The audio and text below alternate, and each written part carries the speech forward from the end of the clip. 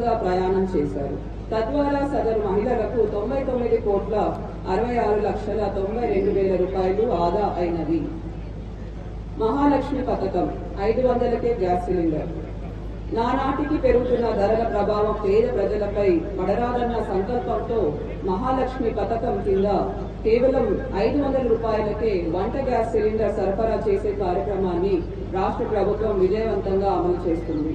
ఈ పథకం కింద జిల్లాలో అర్హులైన 161,967 మంది వినియోగదారులకు ఎల్పీజీ గ్యాస్ సిలిండర్ సబ్సిడీ 13,84,67,053 రూపాయలను అందించింది.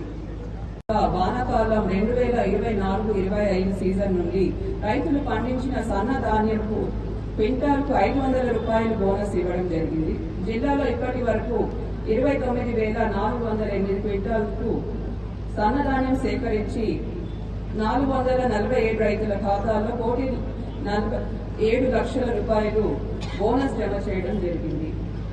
2024-25 వానాకాలం సీజన్లో ప్రభుత్వ ఆదేశాల మేరకు మన జిల్లాలో 29,628 రైతుల నుండి కొనుగోలు చేసిన ధాన్యానికి దాదాపు 307 కోట్ల రూపాయలు 2 లక్షల రూపాయలు రైతుల ఖాతాలలో జమ చేయడం జరిగింది.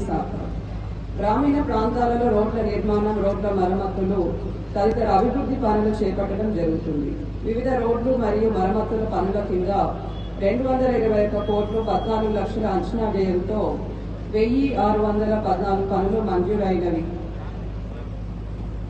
రహదారులు మరియు భవనాల శాఖ 2024-25 సంవత్సరంలో 58 కిలోమీటర్ల రోడ్డు, ఒక బ్రిడ్జి మరియు ఒక భవన నిర్మాణం కోసం 198 కోట్ల 91 లక్షల రూపాయలు మంజూరు చేయబడినవి.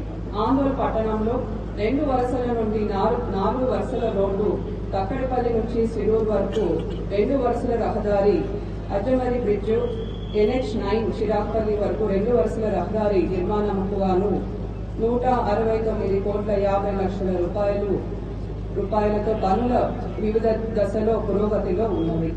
నీటిపారుదల శాఖ సింగూర్ ప్రాజెక్టు కింద 40,000 ఎకరాలకు సాగునీరు అందించడం కొరకు కాలువల యొక్క మట్టి పనులు, కట్టడాలు నిర్మాణము మరియు డిస్ట్రిబ్యూటరీ ఫీల్డ్ ఛానల్స్ నిర్మాణ పనులు చివరి దశలో ఉన్నవి.